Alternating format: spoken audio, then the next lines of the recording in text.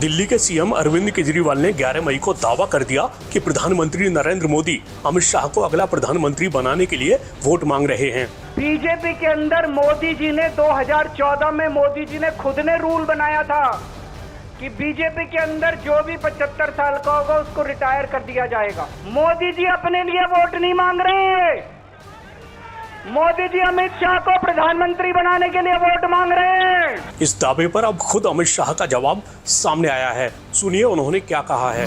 मैं Arvind Kejriwal and company और पूरे इंडिया अलायंस को कहना चाहता हूं, मोदी जी 75 साल के हो जाए, इससे आपको आनंदित होने की जरूरत नहीं है। ये भारतीय जनता पार्टी के संविधान में कहीं नहीं लिखा है। मोदी जी ही ये टर्म पूरी करेंगे और मोदी जी ही आगे देश का नेतृत्व करते रहेंगे। इसमें भारतीय जनता पार्टी में कोई कंफ्यूजन नहीं है, ये कंफ्यूजन खड़ा करना चाहिए। इस मामले पर बीजेपी चीफ जेपी नड्डा का बयान भी सामने आया है। उन्होंने कहा है केजरीवाल और पूरा इंडी गठबंधन चुनाव में विफलता का एहसास कर बौखला गए हैं। देश को भटकाना और भ्रमित करना ही इनका उद्देश्य है।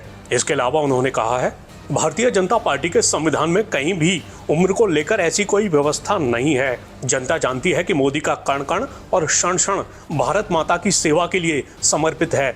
मोदी जी के नेतृत्व में विकसित भारत की परिकल्पना साकार हो रही है और अगले 5 वर्षों के कार्यकाल में मोदी जी देश को नए शिखर पर ले जाएंगे।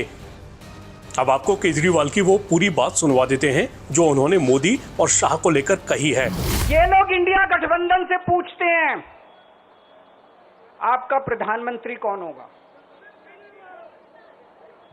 मैं बीजेपी से पूछता हूं आपका प्रधानमंत्री कौन होगा।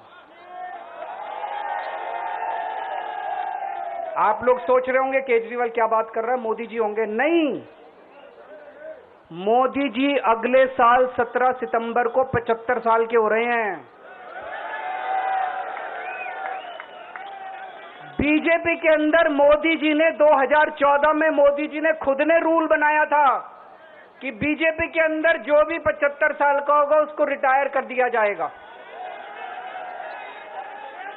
सबसे पहले आडवाणी जी को रिटायर किया गया, उसके बाद मुरली मनोहर जोशी जी को रिटायर किया गया, फिर सुमित्रा महाजन को रिटायर किया गया, फिर यशवंत सिन्हा को रिटायर किया गया। अब मोदी जी अगले साल 17 सितंबर को रिटायर होने वाले हैं। तो मैं बीजेपी से पूछना चाहता हूं आपका प्रधानमंत्री का दावेदार कौन है। दोस्तों, अगले साल 17 सितंबर तक अगर इनकी सरकार बनी तो उस पे भी आऊंगा मैं। अगर इनकी सरकार बनी तो पहले अगले 2 महीने में योगी जी को निपटाएंगे ये, और उसके बाद मोदी जी के सबसे खास अमित शाह को ये प्रधानमंत्री बनाएंगे। तो मैं लोगों को, देश के लोगों को आगाह करना चाहता हूं, मोदी जी अपने लिए वोट नहीं मांग रहे, मोदी जी अमित शाह को प्रधानमंत्री बनाने के लिए वोट मांग रहे हैं। मैं पूछना चाहता हूं मोदी जी से और अमित शाह जी से, ये मोदी की गारंटी पूरी कौन करेगा? क्या अमित शाह मोदी की गारंटी पूरी करेंगे? उधर केजरीवाल के दावों और आरोपों पर बीजेपी ने तीखा पलटवार किया है। मित्रों, दिल्ली के मुख्यमंत्री जो तो अभी तुरंत जेल से बाहर आए हैं, उन्होंने आकर हनुमान जी के मंदिर में जाकर पहले प्रार्थना की। वो भगवान श्री हनुमान जिनके हृदय में सदैव श्री राम रहते हैं, वहां से बाहर निकल के भी उनके वक्तव्य और पूरे प्रेस में एक बार श्री राम का नाम नहीं निकला। यानी ये वैसी ही भक्ति थी जैसे आप याद करिए राहुल गांधी भी हनुमानगढ़ी गए थे और श्री राम का नाम नहीं निकला था। उसके उपरांत मैं ये कहना चाहूंगा, उन्होंने जिस प्रकार की भाषा का प्रयोग किया है और जिस प्रकार की मानसिक विक्षिप्तता का प्रदर्शन किया है, खप्तुल हवासी का प्रदर्शन किया है, शायद जब कोई व्यक्ति दिल्ली में दारू का दरिया बहाकर और जेल में जाकर वापस आता है तो अक्सर उसकी मनः स्थिति ऐसी ही हो जाती है और वो वैसी ही अनर्गल बातें करना प्रारंभ कर देता है जैसा दिल्ली के मुख्यमंत्री केजरीवाल महोदय कर रहे हैं। मगर हम एक बात कहना चाहेंगे कि चाहे वो उनके दारू का प्रभाव हो या वो जहां गए थे उसका कुछ प्रभाव हो, एक बात तो उनके मुंह से अनायास सही निकल गई। उन्होंने कहा कि मोदी जी पीएम बनेंगे और इसके बाद फलां फलां को प्रधानमंत्री बना देंगे। इसके लिए उनको साधुवाद देना चाहता हूं कि उन्होंने आज ये एक्सेप्ट कर लिया कि प्रधानमंत्री श्री मोदी जी दोबारा भारत के प्रधानमंत्री बनने जा रहे हैं। होता है कभी कभी आदमी दारू पीने के बाद अक्सर पूरा कंट्रोल नहीं रहता तो सही बात निकल जाती है। अच्छा, इतना ही नहीं, वो आगे सक्सेशन प्लान भी बताने लगे कि मोदी जी रहेंगे, इसके बाद कौन कौन रहेगा।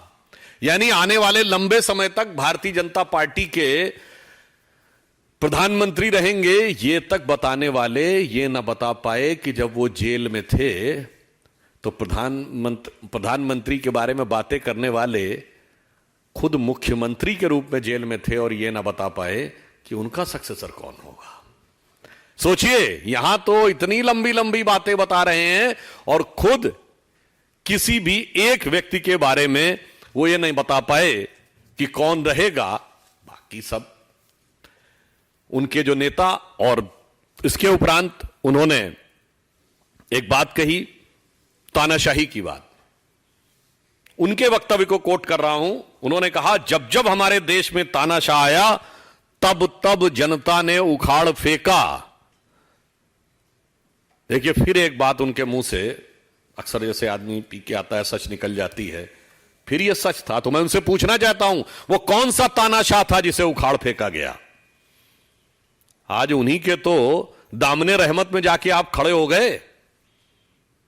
और तानाशाही की बात क्या होती, मैं याद दिलाना चाहता हूं। माननीय प्रधानमंत्री जी के बारे में क्या क्या शब्दों का उपयोग नहीं किया गया है।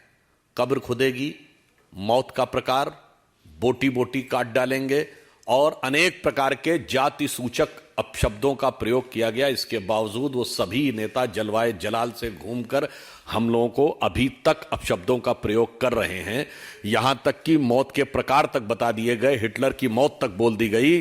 10 साल पहले मैं राजनीति में नहीं आऊंगा, सारी संसद चोर है, कांग्रेस से बच्चों कसम खाता हूं समर्थन नहीं लूंगा, गाड़ी नहीं लूंगा, बंगला नहीं लूंगा, सिक्योरिटी नहीं लूंगा, वगैरह वगैरह वगैरह। अरे 10 साल में आप इतने बदल गए, 20 साल बाद आप कि आपका अस्तित्व भी होगा या नहीं?